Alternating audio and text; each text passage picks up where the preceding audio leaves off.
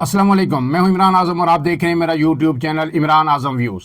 नाज़रीन, आज के दिन के जो पहला व्लॉग था उसमें मैंने अल कादर ट्रस्ट केस या 190 मिलियन पाउंड केस जो है, जिसमें इमरान खान को आज 14 साल कैद बामुशक्कत की सज़ा सुनाई गई है और उनकी अहलिया बुशरा बीबी को 7 साल कैद की सज़ा सुनाई गई है। इसके साथ उन्हें जुर्माना भी किया गया है और उन्हें जो है 10 साल के लिए जो है इमरान खान को नाअहल भी किया गया है, जबकि बुशरा बीबी को 5 साल के लिए किसी भी अवामी ओहदे के लिए नाअहल किया गया है। इसकी तमाम तफसीलात मैंने आपको दी थी और बैकग्राउंड भी बताया था कि ये केस जो 190 मिलियन पाउंड केस असल में है क्या और इसमें मलक रियाज का क्या किरदार था, उन्हें क्यों इससे बाहर निकाल दिया गया। ये सब चीज़ें जानने के लिए आप मेरा व्लॉग जो मैंने दिन को किया था अपलोड, वो आप सुन सकते हैं। लेकिन उसके बाद जब तफसीली फैसला जारी हुआ तो इसमें कुछ बड़े ही दिलचस्प और अहम निकात जो जज साहब ने तहरीर किए हैं, नासिर जावेद राना जो एहतसाब अदालत के जज हैं, वो आपके सामने रखना बड़ा ज़रूरी है कि किस तरह का लबो लहजा इस जो वर्डिक्ट है इसमें इस्तेमाल किया गया और किस तरह की जो जुमले इसमें लिखे गए। उसके बाद जो ये जज हैं, इनके हवाले से भी बड़े होशरुबा इंकशाफात सामने आ रहे हैं कि इनका जुडिशल जो बैकग्राउंड है वो किस तरह का है।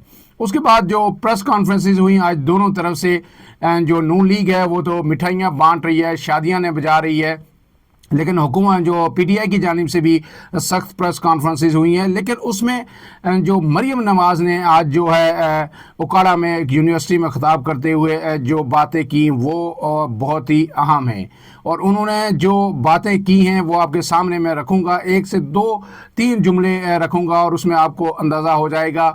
यानी मुझे अब मरियम नवाज़ से पहले तो आप कुछ भी एक्सपेक्ट कर सकते थे, लेकिन वज़ीर आला बनने के बाद मैं कम से कम जो है ऐसी गुफ्तगू या ऐसी ज़बान उनकी जानिब से किसी भी तौर पर एक्सपेक्ट नहीं करता और मैं समझता हूँ कि ये उनके शयान शान भी नहीं है जिस ओहदे पे वो इस वक्त फायज़ हैं। अब वो मुस्तकबिल में वज़ीर आज़म की दौड़ पर में हैं तो उन्हें बहुत सारी चीज़ों का और अपने मनसब का ख्याल हर सूरत रखना चाहिए, चाहे सूरत हाल कोई भी हो या वो जितनी जज्बाती हों, खुश हों, उन्हें अपने ओहदे के तकद्दुस को बहरहाल जो मलूज़ खातर ज़रूर रखना चाहिए। अब मैं आता हूं जो आज तफसीली फैसला जज साहब ने तहरीर किया, उसकी 3 से 4 लाइनें आपके सामने पढ़ देता हूं और फिर उसके बाद आगे चलेंगे। एहतसाब अदालत ने फैसले में लिखा कि 190 मिलियन पाउंड रेफरेंस में वकलाए सफाई इस्तगासा की शहादतों को जुठला नहीं सके। इस्तगासा का मुकदमा दस्तावेजी शहादतों पर था जो दुरुस्त साबित हुई। इस्तगासा ने ठोस, मुस्तनद, मरबूत, नाकाबिल तरदीद, काबिल एतमाद और काबिल इन्हिसार शहादत पेश की। यानी कोई ऐसा एडजेक्टिव जो है रह नहीं गया जो जज साहब ने अपना फैसला तहरीर करते हुए इसमें ना लिखा हो। एक दफ़ा फिर पढ़ देता हूँ कि इस्तगासा ने ठोस, मुस्तनद, मरबूत, नाकाबिल तरदीद, काबिल एतमाद और काबिल इन्हिसार शहादत पेश की। अब तो ये जब ये फैसला पीटीआई हाई कोर्ट में चैलेंज करेगी तो फिर पता चलेगा ये कितने ही नाकाबिल तरदीद, कितने ही ठोस शवाहिद पेश किए गए हैं इस्तगासा की जानिब से। आगे फिर क्या लिखते हैं जज साहब के फैसले के मुताबिक तफ्तीशी अफसर समेत मुतअद्दिद गवाहान पर तवील जिरा भी उन्हें मुतज़लज़ल ना कर सकी। गोया जो गवाहान थे उनकी शान में जो जज साहब सीधे पढ़ रहे हैं, मेरे ख्याल में ये चीज़ें लिखने की किसी भी तौर पर ज़रूरत नहीं थी कि तवील जिरा जो वकला ने की, पीटीआई के वकला ने, वो भी उनको मुतज़लज़ल नहीं कर सकी। आगे ये लिखा है कि उनकी शहादतें तसलसल और रब्त की हामिल थीं। मामूली तज़ादात हो सकते हैं जो वाइट कॉलर क्राइम में फितरी बात है। ये अपने जो तज़ादात मामूली हैं या बड़े हैं ये तो हाई कोर्ट या सुप्रीम कोर्ट में जाके पता चलेगा, लेकिन साथ वो लिख रहे हैं कि मामूली तज़ादात हैं जो आम सी बात है वाइट कॉलर जो क्राइम्स होते हैं उनकी तफ्तीश में। वाफर मौके मिलने के बावजूद इस्तगासा के मौक़िफ़ को जुठलाया ना जा सका। ठीक है। और अदालत ने फैसले में मज़ीद लिखा कि मुल्ज़मान के दिफा में पेश की गई दस्तावेजी शहादतें भी बेवक़्त थीं। वकलाए सवाई के पेश किए गए कानूनी हवाले भी केस के हक़ाइक़ से गैर मुतल्लिक़ थे।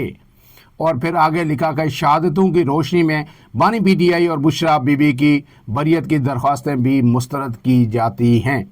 ये लबो लहजा और ये लैंग्वेज है इस फैसले की जिसमें کھل کے تعریف کی گئی ہے استغاثہ کی، اور کہا ہے کہ کیا انہوں نے زبردست کیس پروسیڈ کیا، کیا شہادتیں دیں اور کیا شواہد انہوں نے پیش کیے، کہ جس کے بعد ہمارے پاس کوئی چارہ ہی نہیں تھا کہ ہم عمران خان کی درخواستیں مسترد نہ کریں اور ان کو اور بشرا بی بی کو سزا نہ دیں۔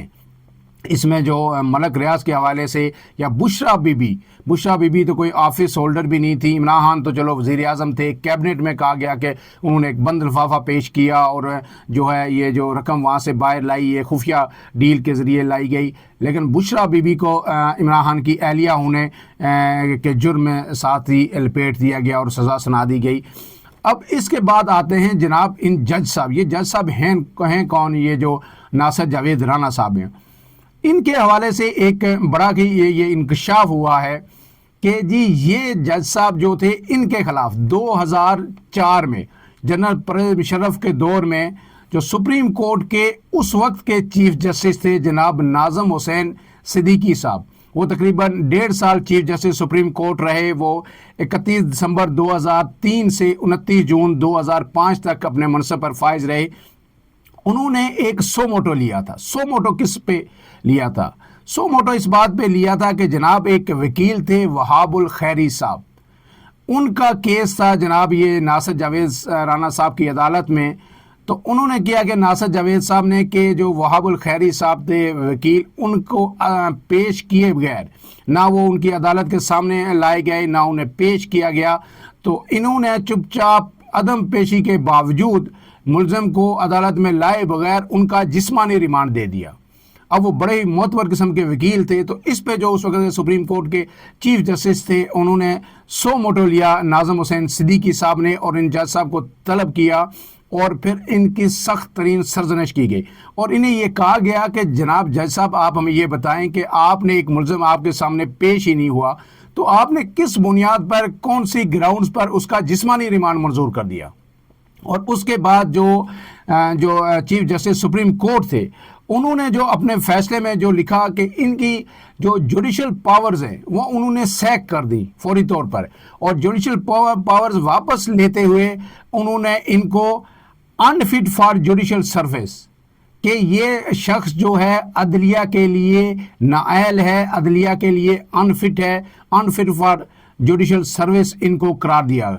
اور پھر اس کے بعد یہ جو فیصلہ ہے، یہ کوئی ریمارکس نہیں تھے چیف جسٹس کی جانب سے، یہ جو 2005 کی جو پی ایل ڈی تھی، پی ایل ڈی وہ کتابچہ ہوتا ہے یا وہ کتاب ہوتی ہے جو 1 سال کے بعد سپریم کورٹ کے جتنے بھی اہم ترین مقدمات ہوتے ہیں وہ اس میں شائع ہوتے ہیں، اور اس کو پاکستان لیگل ڈیسیژن یعنی پی ایل ڈی کہا جاتا ہے، اور یہ پی ایل ڈی پبلشر جو ہے یہ پبلش کرتے ہیں، اور یہ آج سے نہیں، یہ 1947 سے بڑے ہی معروف پبلشر ہیں، وہ اس کو پبلش کرتے ہیں، اس لیے پی ایل ڈی اس کا نام ہے، اور یہ اس میں سپریم کورٹ کے جتنے اہم ترین فیصلے ہوتے ہیں وہ اس کا حصہ ہوتے ہیں، اور پھر یہ ان فیصلوں کو جو وکلا حضرات ہیں وہ باقاعدہ سے پی ایل ڈی کو پڑھتے ہیں اور اپنے دلائل میں ان کو پی ایل ڈی کو کوٹ کرتے ہیں، ان جو ڈیسیجنز ہیں مختلف کیسز میں ان کے حوالہ جات دیتے ہیں، اور پھر عدالت کو یہ بتاتے ہیں کہ جناب آپ نے یہ فیصلہ دیا تھا، اس میں آپ نے یہ کیا، آپ نے یہ کیا، یہ بڑا ہی عام ایک مستند ڈاکومنٹ ہوتا ہے۔ اور پھر یہ جو جج صاحب نے دیا تھا ان کے حوالے سے فیصلہ، وہ اس پی ایل ڈی کا حصہ بنا ہے باقاعدہ، جو اس کی اتھینٹسٹی کو ثابت کرتا ہے۔ اور پھر اس کے بعد جو آگے چل کے جو لا اینڈ جسٹس کمیشن کی 2004 کی رپورٹ تھی، اس میں بھی یہ چیز رپورٹ ہوئی، جو چیف جسٹس اس وقت کے سپریم کورٹ نے ناصر جاوید رانا صاحب کے بارے میں کہی، یہ لا اینڈ جسٹس کمیشن کی جو 2004 کی رپورٹ تھی اس میں بھی یہ رپورٹ ہوئی۔ اب اس سب کے بعد آپ بتائیے کہ پھر ایسا جج دوبارہ جج کیسے بن گیا؟ ایسا شخص جب 2004 میں فیصلہ ہو گیا کہ آپ انفٹ ہیں فار جوڈیشل سروس، تو پھر کیا ہوا؟ جب 2022 میں وزیر اعظم شہباز شریف صاحب نے اقتدار سنبھالا تو وہ ان کو پھر کہیں سے نکال کے لے آئے اور انہیں سیدھا لا کے احتساب عدالت کا جج تعینات کر دیا۔ اب آپ کو پتا ہے، میں پہلے بھی آپ کو بتایا کہ یہ جو کیس تھا 190 ملین پاؤنڈ، اس میں 1 سال اس کا ٹرائل چلا، کل 1 سال اس کا ٹرائل چلا، سپیڈی ٹرائل ہوا، 35 گواہان کے بیانات قلم بند ہوئے، جرا بھی ہو گئی، سب کچھ ہو گیا، اور 1 سال کے دوران 4 ججز تبدیل ہوئے. سب سے پہلے محمد بشیر صاحب تھے جج اس عدالت کے. آپ کو پتہ ہے کہ کئی کیسز میں ان سے جو ہے کام لیا گیا. پھر اس کے بعد جو ہے یہ ناصر جاوید رانا صاحب آئے. پھر اس کے بعد ایک محمد علی وڑائچ صاحب آئے. اور پھر جب یہ فیصلہ سنانے کا وقت آیا اور جو اختتامی لمحات تھے اس کیس کے, تو پھر ایک دفعہ ناصر جاوید صاحب کو یعنی دوسری مرتبہ اس کیس کا جج بنایا گیا اور پھر انہوں نے فیصلہ سنا دیا. اب یہ سب تو اپنی جگہ ہو گیا. جج صاحب کا بھی آپ کو پتہ چل گیا, کیس کی کیا جزیات ہیں وہ بھی آپ کے سامنے آ گئیں. اب اس کے بعد جو پریس کانفرنسز آج کی ہوئی اس میں نون لیگ کے جو وزیر اطلاعات ہیں انہوں نے تو کہا ہے کہ جی چور ثابت ہو گئے عمران خان, اور دن دہاڑے چور ثابت ہو گئے. اور پی ٹی آئی نے یہ کہا ہے کہ جناب یہ آج سیاہ ترین دن ہے, یہ جو آج کا دن ہے جس طرح قتل عام ہوا ہے انصاف کا. اب اس سب کے ساتھ مریم نواز جو آج کل یونیورسٹیز کے دورے کر رہی ہیں, مختلف تعلیمی اداروں کے, وہاں پہ اسکالرشپس کا اعلان کر رہی ہیں بچوں کے لیے, جو بہت ہی اچھا ہے, خوش آئند ہے. انہوں نے سمجھ لیا ہے اور جان لی ہے کہ عمران خان کی اصل طاقت یوتھ ہے, کیونکہ اس ملک کی 65% جو پاپولیشن ہے وہ 35 سال کے درمیان ہے. تو اس لیے وہ ان کو ٹارگٹ کر رہی ہیں اور اسکالرشپس دے رہی ہیں اور انہیں کہہ رہی ہیں آپ نے ڈنڈے نہیں اٹھانا, یہ نہیں کرنا, وہ نہیں کرنا. آپ نے کوئی بھی کہے آپ نے توجہ جو ہے تعلیم پہ مرکوز رکھنی ہے, ریاست کے خلاف احتجاج نہیں کرنا.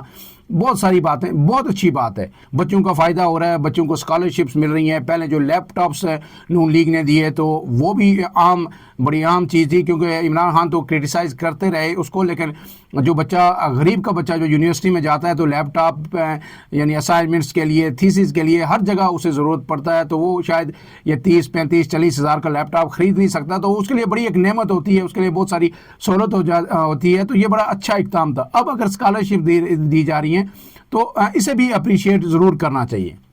لیکن آج مریم نواز نے جو خوشی کا اظہار کیا وہ اس بات پہ کیا کہ دیکھیں اب القادر یونیورسٹی جو ہے یہ مجھے مل گئی ہے.